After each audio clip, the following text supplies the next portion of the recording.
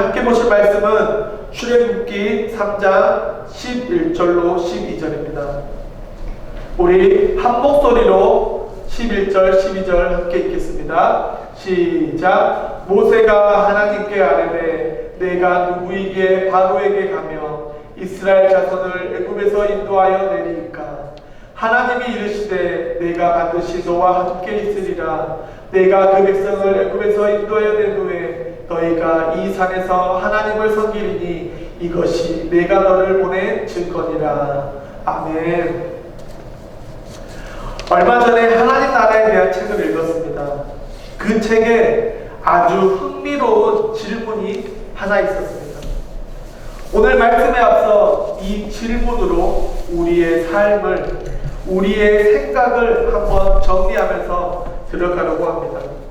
이 책에서 다음과 같은 질문을 합니다. 우리 한번 깊이 있게 그 질문을 생각해 보면 좋겠습니다. 여러분, 우리 삶에는 감추어진 시간이라는 그 시간이 존재합니다. 그럼 그 감추어진 시간을 우리는 과거라고 부를까요? 아니면 지금 현재라고 부를까요? 아니면 미래라고 부를까요? 여러분은 감추어진 시간이 어느 곳에 속해 있다고 생각하십니까? 많은 사람들은 그 감추어진 시간을 미래에 있다고 생각합니다.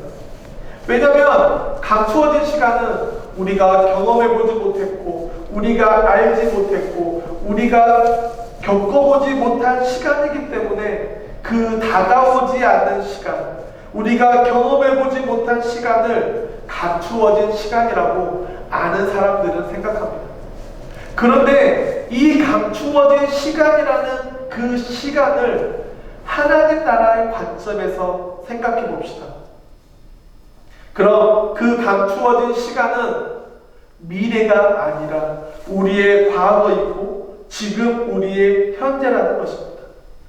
왜 하나님 나라의 관점에서 그 감추어진 시간을 보았을 때 왜 과거나 현재, 지금일까요?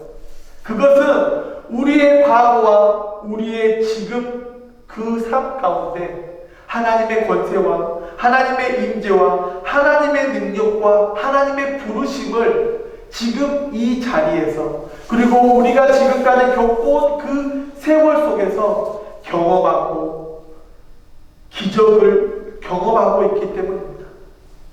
그래서 삼위일체 하나님을 모르는 사람은 그 감추어진 시간이 그저 앞에 닥칠 미래, 우리가 겪어보진 미래라고 생각하지만 우리 믿는 자들은 그 감추어진 시간 안에서 소중함을 발견하고 하나님이 나를 지금까지 인도하셨다는 것, 내가 지금까지 지내온 것은 하나님의 은혜라는 사실을 선명하게 볼 수 있는 그 시간이 감추어진 시간이라는 것입니다.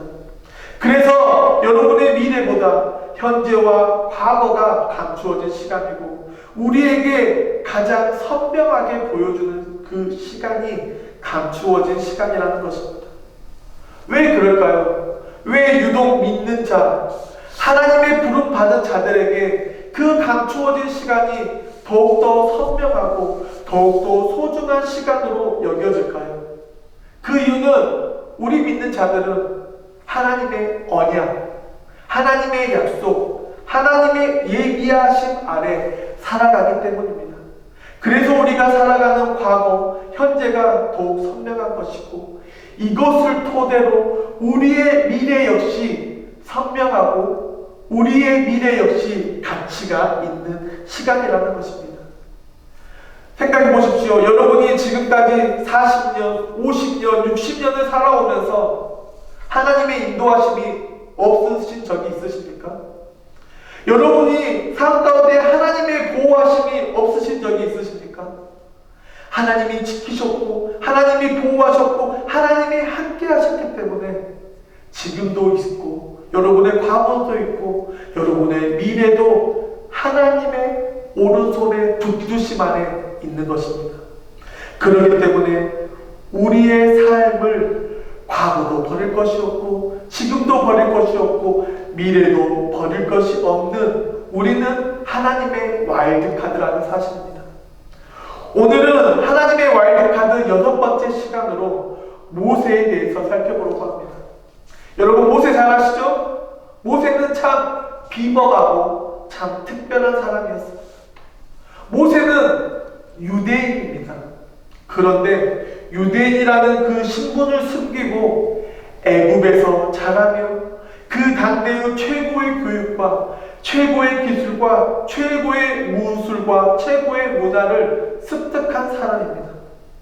그래서 많은 사람들은 모세하면 비범한 사람, 이스라엘의 지도자, 많은 것들을 말하지만 저는 모세를 생각하면 40년이라는 생각이, 숫자가 제 머릿속에 갇혀 기억되고 있습니다. 왜 40년일까요? 모세가 태어나 애굽에서 산 세월이 40년이고 자신의 그 들끓는 민족의 그 허무맹랑한 그 삶 가운데 실수로 살인을 저지르고 광야에서 살인자로, 포기자로, 광야의 천덕꾸리로 살았던 40년, 그리고 하나님의 부르심에 순종함으로 이스라엘 백성들을 가나안 땅 앞까지 인도했던 그 40년을 우리가 기억하고 있기 때문입니다. 하나님은 모세의 애굽에서 40년, 광야에서 40년, 그리고 하나님의 와일드카드로 이스라엘 백성들을 이끌고 갔던 그 광야 40년을 준비하시기 위해 하나님은 그 모세의 삶을 120년의 삶을 준비하셨고 예비하셨고 세우셨고 가르치셨고 돌보셨다는 그 사실입니다. 모세는 애굽의 포로 생활 중에 태어났습니다. 모세의 어머니 요게벳은 모세가 어렸을 때 어떻게 키웠습니다. 그런데 모세가 크고 더 이상 그 울음소리가 밖으로 새어나가는 것을 경험하고 모세를 하나님께 맡기는 심정으로 바구니에 태워 나일강으로 보냅니다. 어떤 심정이었을까요? 요게벳의 마음은 쓰러지고 찢어지고 아픈 순간이었습니다. 그런데 그 나일강을 따라 그 모세를 태운 바구니가 흘러간 곳이 애굽의 공주가 모욕하는 애굽의 공주 핫셉수트의 눈에 그 바구니가 들어오기 시작합니다. 그리고 핫셉수트가 그 바구니를 건져 올립니다. 그리고 그 안에 있는 아기를 보자 핫셉수트의 눈에서 하트가 뿅뿅뿅 나타나기 시작합니다. 그리고 그 모습을 본 미리암이 공주에게 달려갑니다. 공주님, 혹시 보모가 필요하지 않으십니까? 그리고 그 누나 미리암에 의해서 다시 요게벳의 품으로 모세가 돌아옵니다. 누가 하셨습니까? 사람의 힘으로는 절대 할 수 없는 일을 하나님이 미리 그 애굽 공주 핫셉수트의 생각을 바꾸시고 그 눈을 바꾸시고 그 나일강의 물길을 바꾸셔서 하나님이 그 기적을 이루시고 그 모세의 가족들의 품에서 요게벳의 품에서 젖을 먹으며 하나님의 말씀을 듣고 하나님의 찬양을 듣고 그렇게 하나님의 사람으로 자라나기 시작했습니다. 그리고 어느 정도 장성했을 때에 이제 애굽 왕국으로 모세의 삶이 이어집니다. 모세는 왕궁에서 최고의 스승을 만나고 최고의 무술을 익히고 최소의 언변술을 배우며 모세는 호요하호식하며 어떤 걱정도 어떤 슬픔도 어떤 근심도 없이 말 한마디에 모든 사람이 움직이는 그런 엄청난 환경에서 자라났습니다. 그러던 어느 날 애국 군사가 이스라엘의 노예를 괴롭히는 것을 목격하게 됩니다. 처음에는 I don't care. 아이 괜찮아. 그런데 2번, 3번, 4번 그 광경을 목격한 모세는 그 안에 자신도 모르는 분유함과 자신도 모르는 애잔함과 자신도 모르는 분노가 생겨납니다. 그리고 어느 날 그 애국 군사가 이스라엘 노예를 괴롭히는 모습을 보고 분노를 이기지 못해 애국 군사를 칩니다. 그런데 그가 죽게 됩니다. 모세는 황급하게 모래를 거쳐내 그곳에 애국 군사를 묻습니다.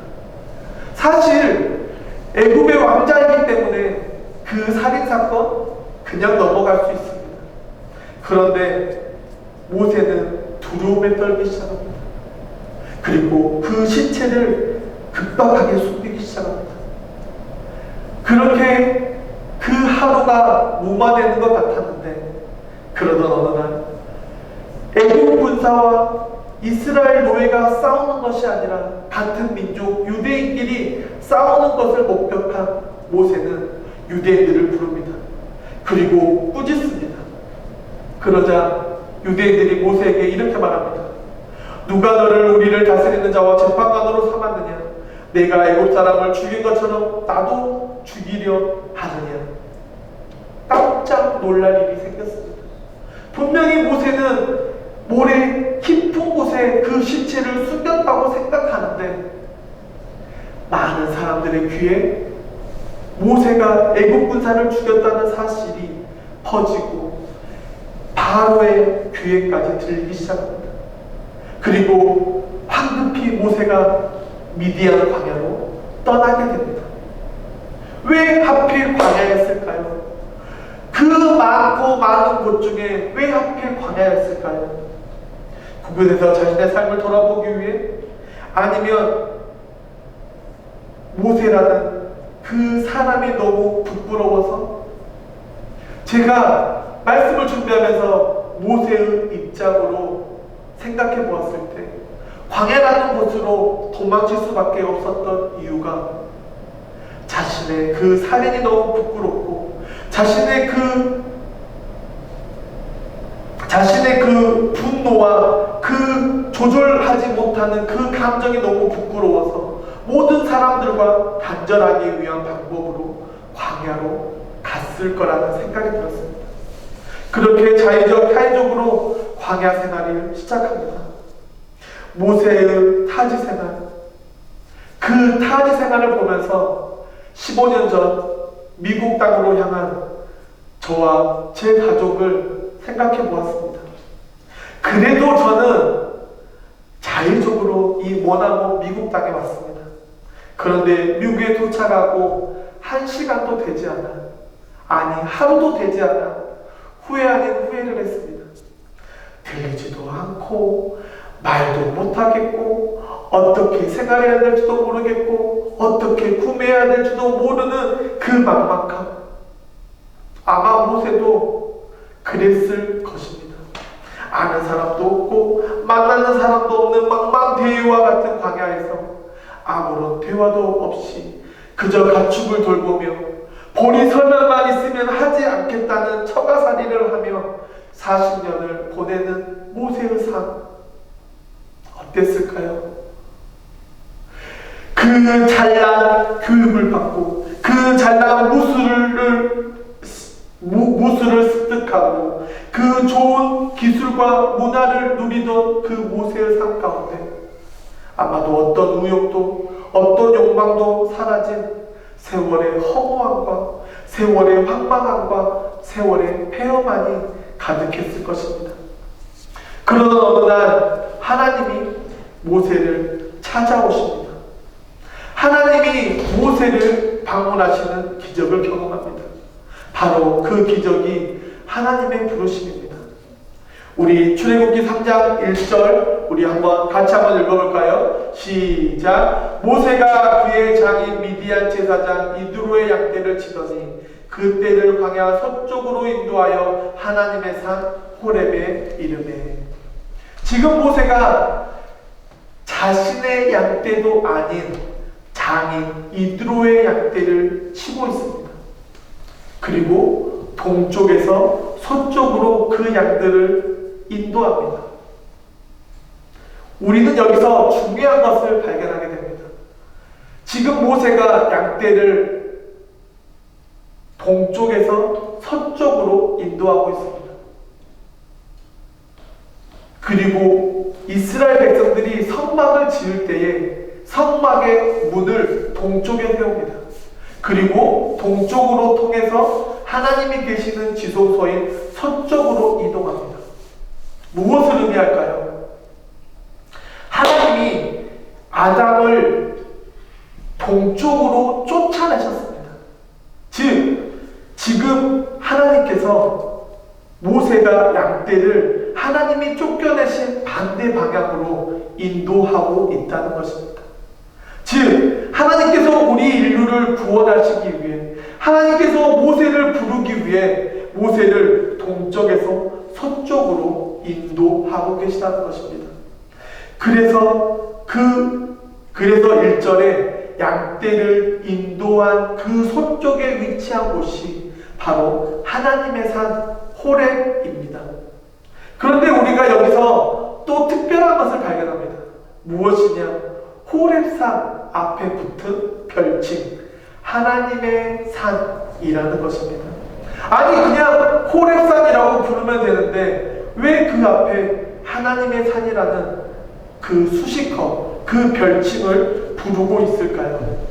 우리는 여기서 호렙이 가지는 그 뜻을 알아야 하는데, 그 호렙이라는 땅은 황폐함, 폐허함, 마르다, 쇠퇴하다라는 의미를 가지고 있습니다.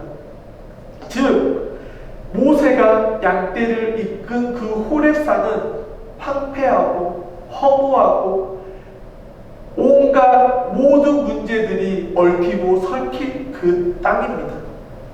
그 땅에 하나님의 산이라는 별칭이 붙었다. 왜 그럴까요? 왜냐하면 그 호렙산이 하나님의 부르심의 현장, 하나님의 소명의 현장으로 바뀔 것을 우리에게 미리 예견하고 있는 것입니다. 여러분, 호렙산 누가 생각납니까? 모세가 생각납니다. 그리고 혹시 우리의 삶이 보이지 않습니까? 매일매일 살아가며 고통 가운데, 허무함 가운데 어쩔 수 없이 살아가고 내 모든 문제와 관계들이 얽히고 설킨 그 삶, 혹시 여러분의 삶이 지금 호렙산과 같지 않습니까? 하지만 그 호렙산에서 하나님이 모세를 부르십니다. 그 호렙산에서 하나님이 여러분을 부르고 계십니다. 여러분의 그 설키고 얽히고 그 꼬인 실타래처럼 그곳에서 하나님이 여러분을 부르고 계시다는 것입니다. 그리고 고통과 아픔이 변하여 기쁨과 감사와 헌신이 넘치는 인생으로 바꾸신다는 것입니다. 호렙산, 성경에 누구를 보고 있는 것 같습니까? 바로 오늘의 주인공 와일드카드 모세를 보는 것 같습니다. 첫 40년 정말 아무런 고통과 아무런 근심과 아무런 부족함 없이 살았던 그 애국에서의 삶. 그런데 또 다른 40년은 공허하고 허무하고 무엇을 해야 될지조차 모르는 자포자기한 그 심정에 서 있는 모세. 그 모세에게 하나님이 찾아오십니다. 자신의 시간을 보내고 자신이 그 지루한 일상을 보내던 그곳에 하나님이 찾아오십니다. 하나님이 어떻게 찾아오시죠? 여호와의 사자가 떨기나무 가운데서 나오는 불꽃 안에서 그에게 나타내십니다. 그가 보니 떨기나무에 불이 붙었으나 그 떨기나무가 사라지지 아니하니라. 아멘. 하나님이 떨기나무 가운데 나타나십니다. 바로 호렙산 떨기나무. 그곳은 모세에게 있어서는 허무한 땅이고 모세에게 있어서는 공허한 땅입니다. 그런데 하나님이 오셔서 그곳을 풍요롭고 그곳을 아름답고 그곳을 기쁨이 넘치는 삶으로 바꾸셨다는 것입니다. 그래서 고대의 사람들은 크로노스의 시간 없이 카이로스의 시간은 오지 않는다라고 말합니다. 무슨 말입니까?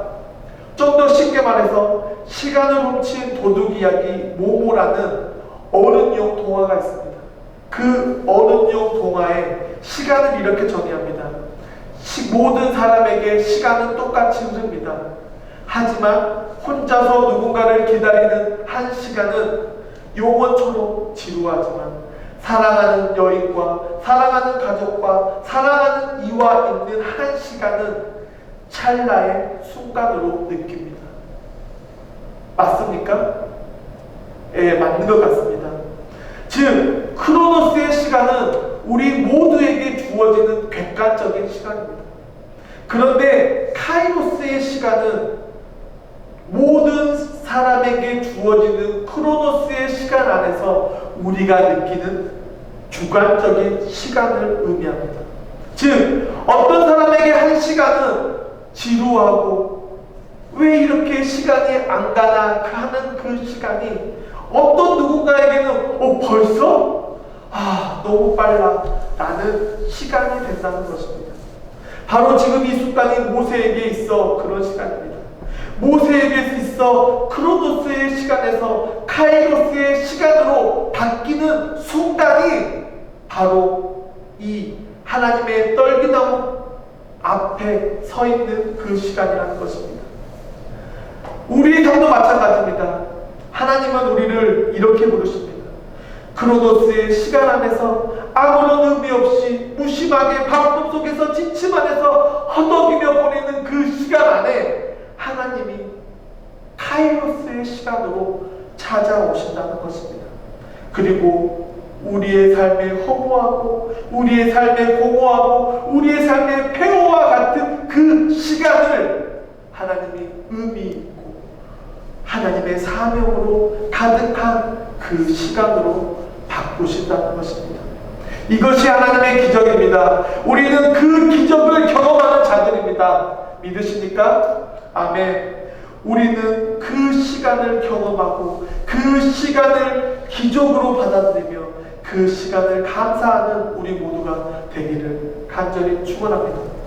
2절을 보면 여호와의 사자가 떨기나무 가운데에서부터 나오는 불꽃 아래서 그에게 나타나시니라. 그가 보고 신기한 광경이 펼쳐집니다. 모세의 눈앞에 떨기나무가 있는데 그 위에 불꽃이 임합니다. 그런데 나무가 타지 않습니다. 여기서 말하는 떨기나무는 이스라엘 백성 혹은 모세를 가리키고 있습니다. 그리고 그 불꽃은 고통을 의미합니다. 지금 이스라엘 백성들이 애굽에서 고통받고 있는 그 모습을 하나님께서 형상을 통해 보여주십니다. 그런데 그 불꽃 속에 뭐가 들어있죠? 여호와의 사자가 들어있습니다. 여호와의 사자가 떨기나무 가운데로부터 나오는 불꽃 안에 있다는 것입니다. 이것을 탈무드에서는 다음과 같이 표현합니다. 이스라엘의 백성의 고통과 고난과 함께 하시는 하나님. 타지 않는 떨기나무 아래 누가 계신다고요? 바로 하나님이 계시다는 것입니다. 지금 여러분 가운데 혹시 남모를 눈물 가운데 계시는 분이 계십니까? 혹독한 고통과 시련과 아픔을 겪고 계시는 분들이 계십니까? 그럼 그 고통과 아픔과 슬픔을 견디시기 바랍니다. 왜냐하면 그 고통 가운데, 그 슬픔 가운데, 그 눈물 가운데 하나님이, 여러분 안에 있는 성령님이 함께 하고 계시기 때문입니다. 이 슬라이드, 이 그림 보면 무엇이 느껴지십니까? 참 따뜻합니다. 참 편안합니다. 참 참 포근합니다.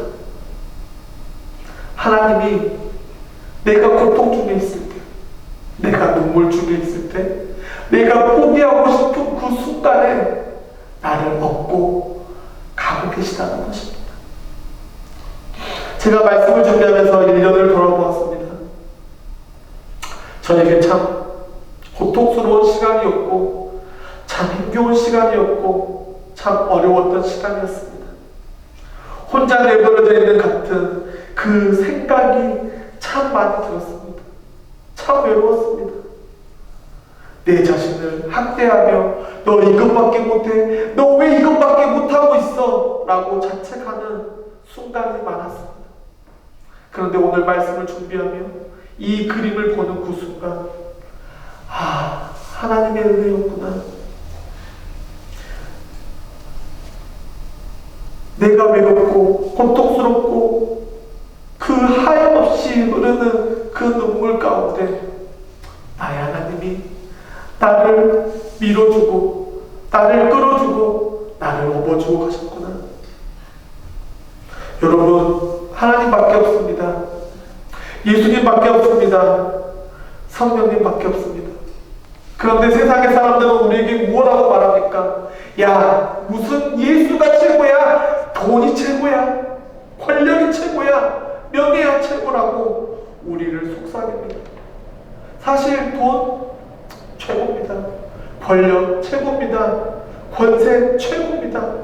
그런데 그것보다 더 좋은 것이 있습니다. 그것이 전부가 아닙니다. 왜냐하면 우리는 내가 남에게 말하지 못한 그 고통과 아픔과 슬픔을 말할 수 있는 하나님이 우리와 함께 있고, 우리가 믿는 그 순간 하나님이 우리에게 최고의 선물인 영원한 생명, 구원을 지금 주시고 그것을 누리는 삶을 살 수 있게 우리를 부르셨기 때문입니다. 그러니 고통 가운데 있어도, 쉬는 가운데 있어도, 아픔 가운데 있어도 혼자가 아니라는 것을 믿고 그것에서 벗어나 기쁨과 평안을 누리는 우리 모두가 되기를 축원합니다. 이제 출애굽기 3장 7절을 보겠습니다.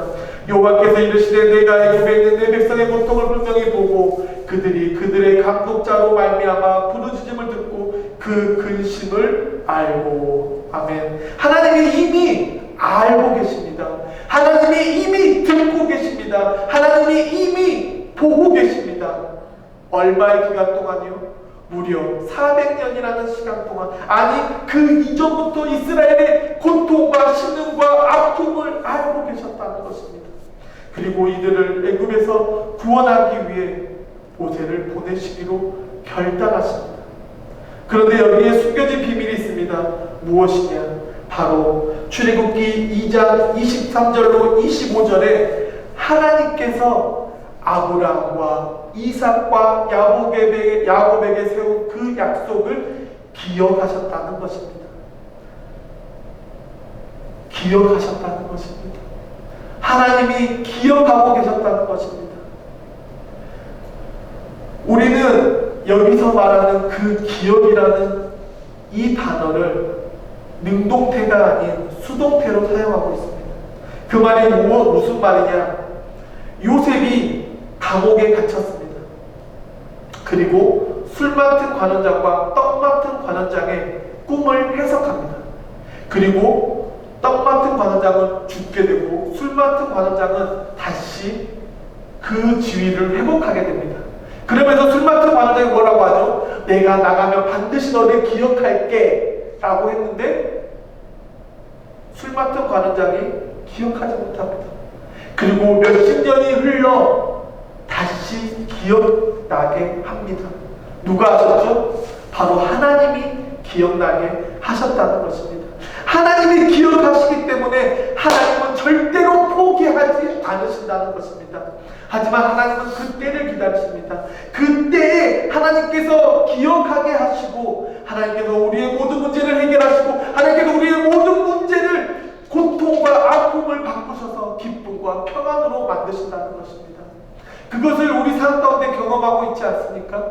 저도 가끔씩 정말 6개월, 1년 이렇게 갑자기 연락 안 하고 지내다가 이분 잘 지내시나? 라고 전화를 하거나 문자를 하거나 카톡을 하면 뜻하지 않는 소식을 들을 때도 있고, 뜻하지 않는 감사를 경험할 때도 있고, 뜻하지 않는 내가 해결되지 않는 많은 문제들을 해결될 때를 경험한다는 것입니다. 그것이 바로 기억이 스톱되기 때문에 그 기억하게 하시는 분이 사람이 아닌, 어떤 무언가가 아닌, 어떤 전두엽이 아닌 하나님이라는 사실입니다. 그 기억이 시작입니다. 그 기억으로 하나님의 구원이 시작되었습니다. 80이 먹은 모세를 하나님이 부르십니다. 어떻게 해요? 크로노스의 시간에서 카이로스의 시간으로 하나님이 옮기셨다는 것입니다.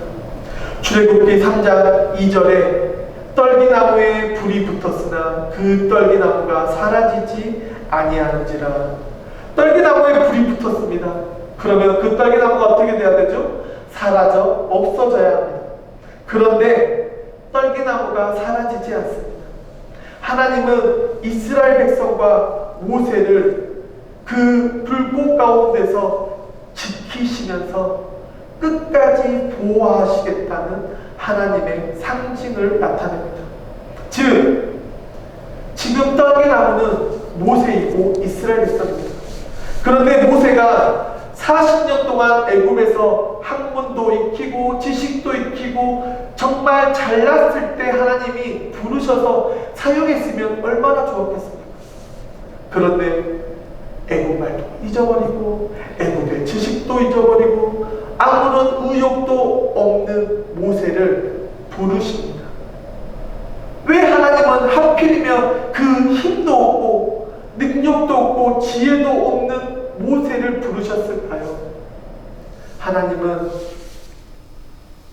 이런 모세를 사용하시기 가장 좋은 도구로 부르신다는 것입니다. 하나님은 여러분을 부르실 때에 여러분의 가정 환경, 여러분의 지식, 여러분의 권력, 여러분의 물질, 여러분의 그것을 보고 부르신 것이 아니라 부족한 자를 들어서 사용하신 하나님이 우리를 그냥 있는 그 모습 그대로 부르셨다는 것입니다. 그러니 그 부르심에 순종하시길 축원합니다. 하나님이 동으로 가라면 동으로, 하나님이 서로 가라면 서로, 하나님이 남으로 가라면 남으로, 하나님이 북으로 가라면 북으로 가는 순종을 요구하시는 것입니다. 그리고 모세의 과거를 보여주십니다.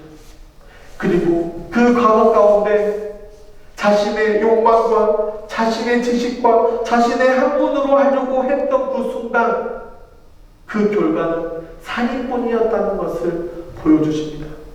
이것이 바로 하나님의 부르심입니다. 사랑하는 성도 여러분, 제가 고백할 것이 있습니다.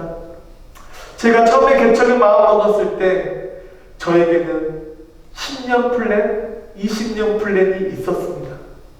그런데 정말 생각대로 되지 않습니다. 정말 나의 로드맵대로 되지 않습니다.